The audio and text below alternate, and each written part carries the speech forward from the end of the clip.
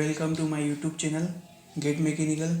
जैसा कि आप सभी को पता है कि हम RS MS SB JE mechanical की क्लासेस चला रहे हैं, जिसमें हमारा जो पहला सब्जेक्ट है वो है टर्बो मशीन।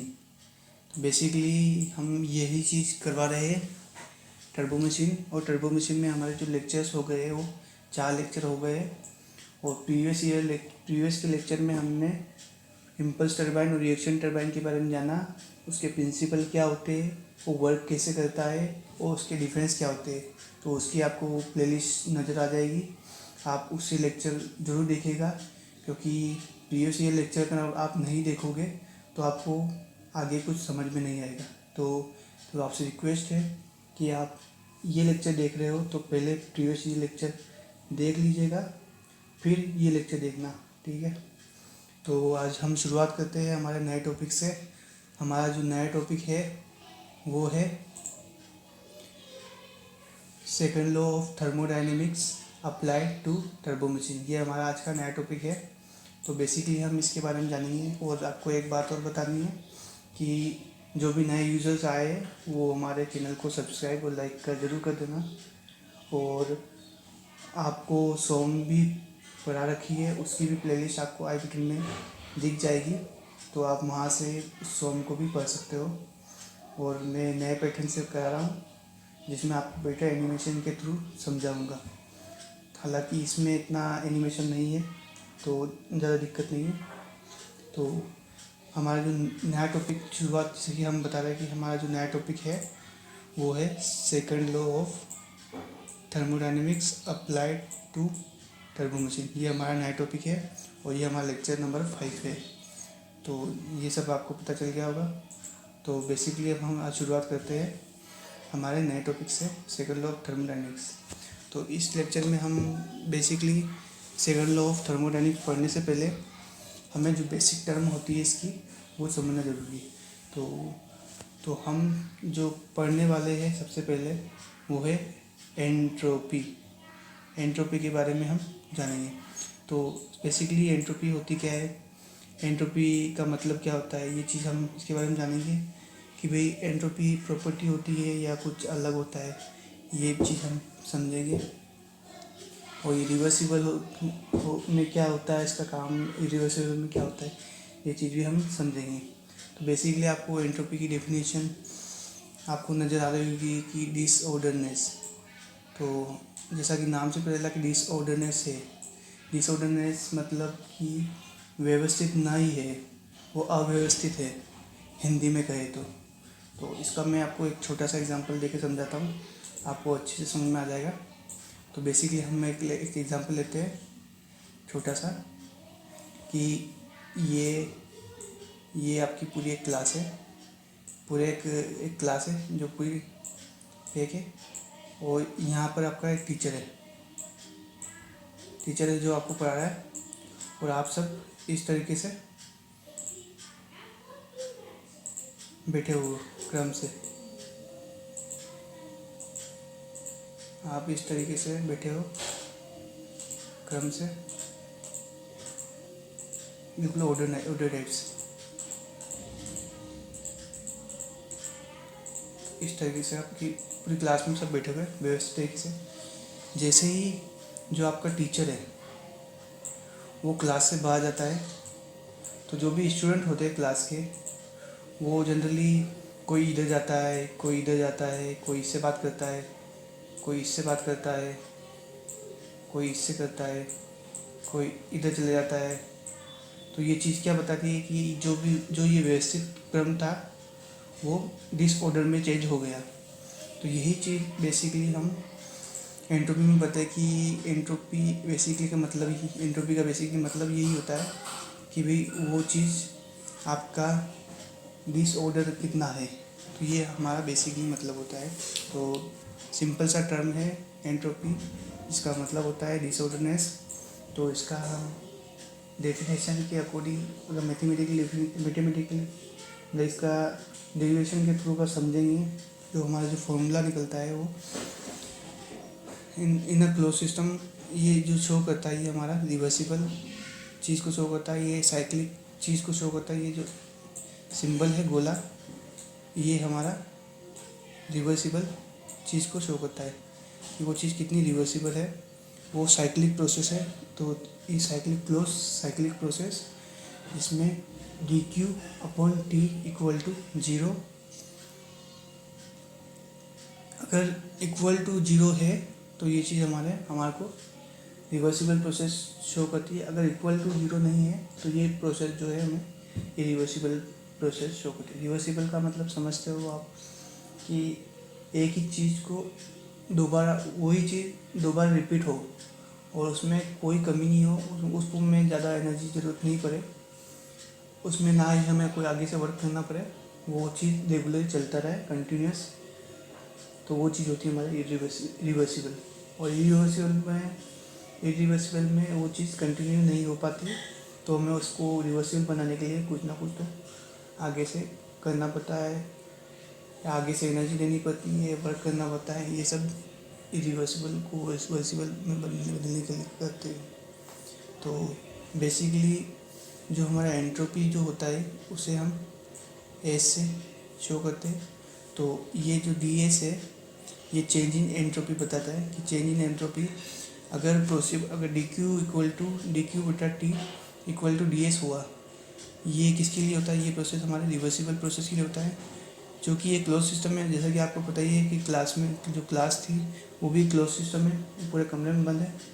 ये चीज़ भी यही शो करती है कि डी क्यू बटा टी अगर इक्वल टू डी एस है तो ये रिवर्सिबल प्रोसेस के लिए होगा।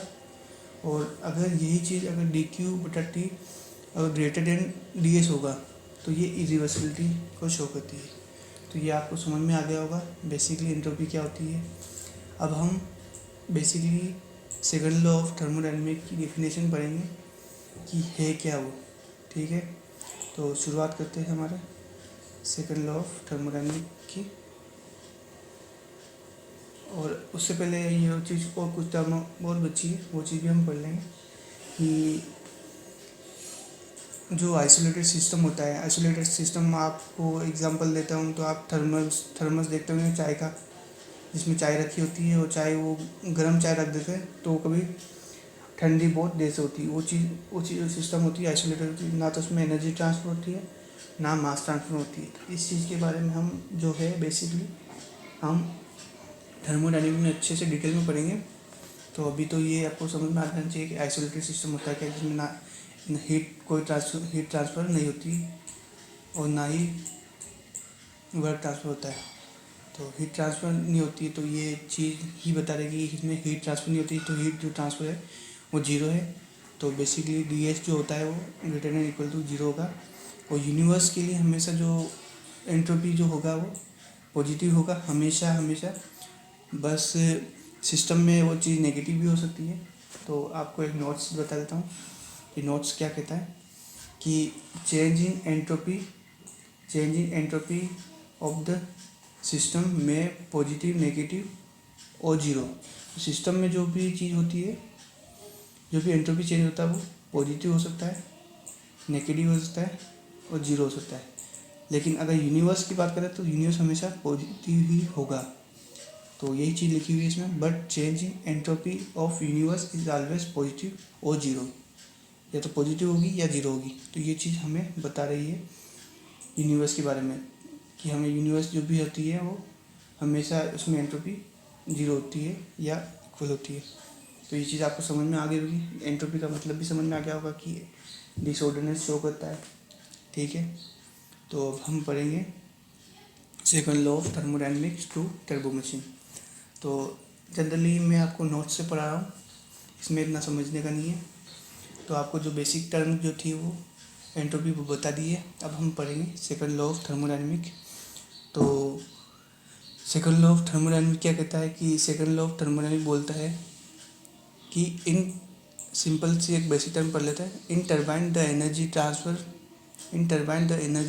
Between the fluid and the blades can occurs by the dynamic action. ये चीज़ हमने पढ़ ली थी कि जो भी एनर्जी ट्रांसफ़र होती है फ्लूइड और ब्लेड के बीच में वो डायनेमिक एक्शन के कारण होती है। जो भी फ्लूइड है और फ्लूइड अगर किसी ब्लेड के थ्रू वाटर के थ्रू से एक्सट्रैक्ट करता है तो वो रोटेट करना था। ये चीज़ बता रखी है इसमें।